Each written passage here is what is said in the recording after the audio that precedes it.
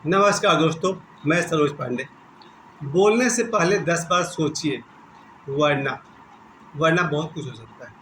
आज मंगलवार दिन है और मंगलवार दिन एक ऐसा दिन होता है ज्योतिष के हिसाब से, जिसे देखा जाए तो उसका संकेत है लाल रंग, प्रतीक है लाल रंग। और मंगलवार को वीरता का प्रतीक दिन माना जाता है। मंगलवार को जिनका जन्म होता है, ज्योतिष शास्त्र के अनुसार वो लोग अक्सर साहसी होते हैं या दुस्साहसी होते हैं। कहते हैं ना, हनुमान जी के बारे में मंगलवार को जन्मे थे। और मैंने अपने जीवन में जितने लोगों को मंगलवार को जन्मते हुए देखा है, वो अक्सर साहसी होते हैं या दुस्साहसी होते हैं। अगर मंगल उच्च का हुआ तो उनका साहस देश के काम आता है, समाज के काम आता है, परिवार के काम आता है, धर्म के काम आता है। और अगर मंगल नीच वाला हुआ तो फिर लड़ाई झगड़े फसाद के काम आता है। खैर, आज हम बहुत ही गंभीर विषय बात कर रहे हैं कि बोलने से पहले 10 बार सोचिए, चाहे कोई भी हो। अगर देखा जाए तो सामाजिक जीवन में मेरे जीवन में ऐसे 10 लोग ज़रूर हैं। आज मैं इन्हीं 10 लोगों को टारगेट में लेकर चला हूँ। इन 10 लोगों ने बोलने में जो मिस्टेक की, जिसके चलते मेरे साथ तो संबंध खराब हुआ ही हुआ, पर इसका दुष्परिणाम और भी मैंने अपनी आंखों से देखा है। अगर कोई आदमी बोलने में गलती कर दे, वाणी पर नियंत्रण खो दे, मेरा मुख्य उद्देश्य है कि वाणी पर नियंत्रण। ज्योतिष शास्त्र के अनुसार बुध ग्रह अगर किन्हीं का खराब हो जाए तो उनकी वाणी खराब हो जाती है। और जिनकी वाणी खराब हो जाए वो घर में तो क्लेश करते ही हैं, और कहीं गलती से बाहर वाले के सामने पड़ गए और सामने वाला कहीं निकल गया ताकतवर, तो फिर बहुत भारी कीमत चुकानी पड़ेगी। मैंने जीवन में बहुत लोगों को देखा है। विशेष करके एक बात और चली थी संसद में, आज कल बात चल रही है, कल भी और आज भी बात चल रही है, जाति जनगणना की बात चल रही है तो पूरा पॉलिटिकल मैटर, इसलिए मैं जाति जनगणना पर कुछ बोलना नहीं चाहता हूँ। क्योंकि कितना सही है कितना गलत है, कुछ लोग सपोर्ट में है, कुछ लोग विरोध में है। बहुत ही पुराना इतिहास रहा होगा जाति का। हालांकि ये भी सच है, एक कॉमन सेंस कहता है कि जब दुनिया बड़ी होगी तो मनुष्य सिर्फ मनुष्य रहा होगा। कई हजार साल तक आदमी सिर्फ आदमी रहा होगा, औरत सिर्फ औरत रही होगी। अब पता नहीं किस समय के अंतराल में लोगों में बंटवारा हो गया, धर्म का बंटवारा हो गया, जाति का बंटवारा हो गया, भेदभाव हो गया।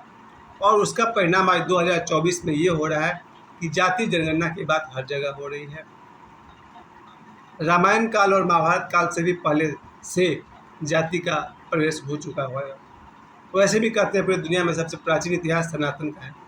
तो सनातन धर्म में भी अगर रामायण महाभारत की बात करें तो उसमें जाति की बात तो है ही। ब्राह्मण की बात है, क्षत्रिय की बात है, और भी हर तरह की बात है। महाभारत में जाति की बात है, रामायण में जाति की बात है, और शायद उससे प्राचीन कोई ग्रंथ रहा होगा, उसका तो मुझे नहीं पता। ये बहुत ही एक पुराना मामला है।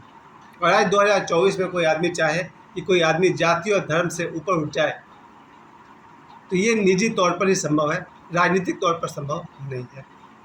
और निजी तौर पर ऊपर उठने वाले लोग जैसे मेरे गुरुदेव ओशो, उनको कोई मतलब नहीं कि उनके शिष्य किस जाति से हैं और किस धर्म से हैं। उनके पास सभी जाति सभी धर्म के लोग आते रहे हैं, और उन्हें सचमुच कोई मतलब नहीं है कि आप किस जाति से हैं और किस धर्म से हैं। ओशो को छोड़ करके बाकी सभी लोगों को मैंने देखा है, कहीं ना कहीं जाति और धर्म से वो लोग बंधे हुए हैं। और मेरा अपना मानना है कि अगर भारत देश के लोगों की बात करें तो मैं तो कहूँगा सब भारतीय हैं। भारत में रहने वाले सब भारतीय हैं। अब भारतीयों को भी अगर अलग अलग नाम से, सरनेम से बुलाया जाए तो सामाजिक व्यवस्था हो जाएगी, और उसके पीछे बहुत सारा कारण है। मैंने जो बात कही, जब भी मैं ट्रेन में सफ़र करता हूँ तो मैं देखता हूँ कि जनरल टिकट अगर हम लोग कटाएँ धनबाद से लेकर के पटना तक का, और अक्सर धनबाद से पटना 5-6 घंटे का जर्नी है, तो मैं रिजर्वेशन तो लेता नहीं, जनरल में चला जाता हूँ। और जनरल में ऐसा कोई सफ़र नहीं था जिसमें झगड़े और मारपीट नहीं हुआ हो। और वहाँ मुझे दिखता है जाति का प्रभाव। मैं सिर्फ 2 घटना आपको बताना चाहूँगा जिसका मुझसे कोई लेना देना नहीं है। लेकिन मैंने देखा जनरल डिब्बे में जब बॉगी के लिए, सीट के लिए जब झगड़े होते हैं, मारपीट होती है, तो वहाँ पर मैं और मेरा बेटा बैठे हुए थे, और सामने के सीट पर एक आदमी बैठा हुआ था। तो पुलिस वाला दिख रहा था, आरपीएफ टाइप का दिख रहा था, दबंग दिख रहा था। वो बता रहा था कि भैया भूल के भी भूमिहार से मत लगना।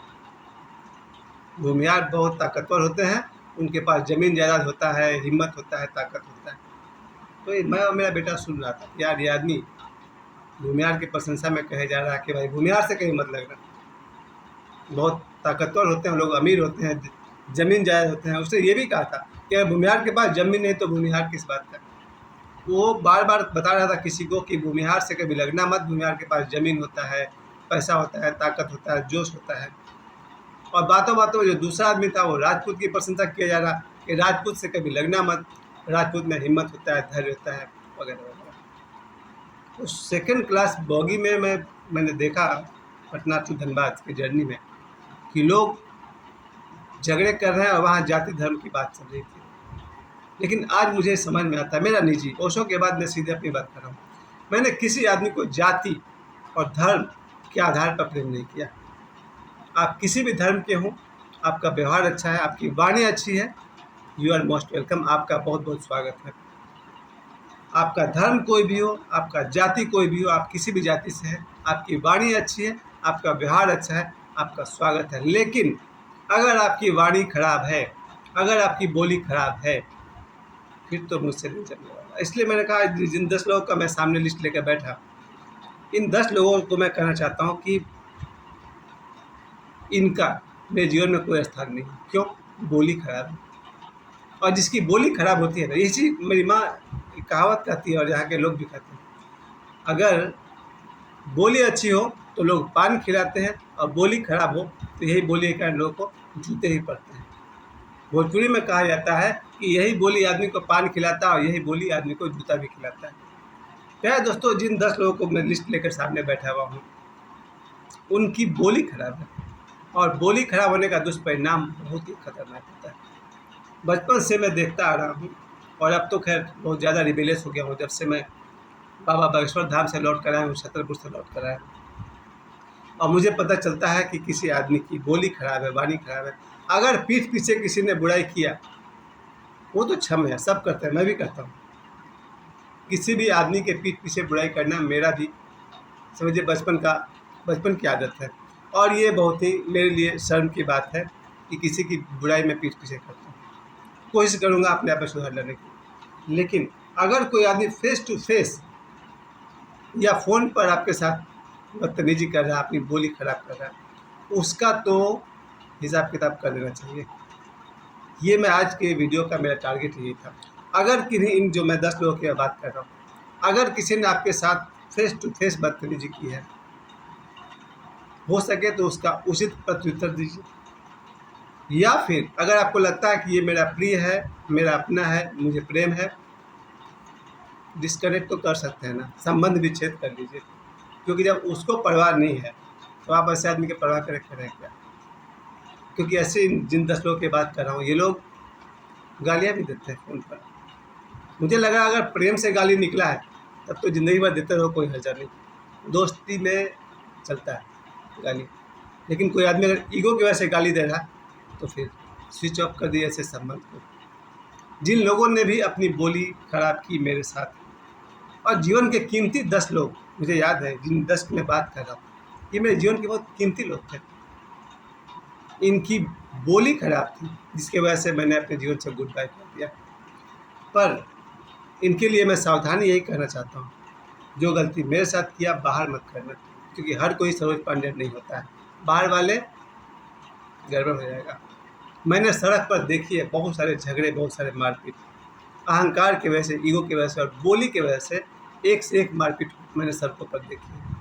मैं तो इस मामले में एक्टिव नहीं रहा हूँ, बचपन से लेकर के अब तक तो नहीं कर सका। लेकिन इस वीडियो के माध्यम से मैं कहना चाहता हूँ, ये मंगलवार आज का दिन, वास्तविक आदमी, समझदार आदमी, शक्तिशाली आदमी, कुलीन व्यक्ति, यहाँ मैं कुल की बात कर रहा हूँ, कुलीन व्यक्ति, अच्छे परिवार का, अच्छे संस्कार वाले लोग बोलने से पहले 10 बार सोचते हैं, ऐसे ही नहीं बोल देते हैं।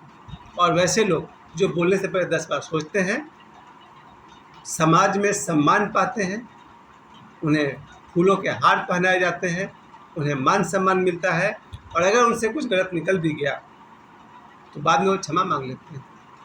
लेकिन जिसकी बोली खराब है और बिना 10 बार सोचे जो बोल लेते हैं, उन्हें जूते ही पड़ते हैं और समाज में अपमान भी मिलता है।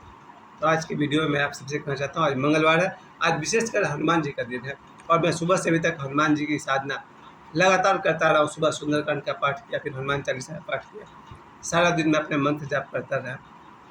मैं आप सभी से कहता हूँ, मंगलवार बहुत ही बढ़िया पवित्र दिन है हनुमान जी के नाम पर। आप सभी वीर बने, साहसी बने, सहनशील बने, परंतु सोच समझ कर बोलिए, ताकि समाज में आपको सम्मान मिले। कुछ समय देने के लिए आप सभी को बहुत बहुत धन्यवाद।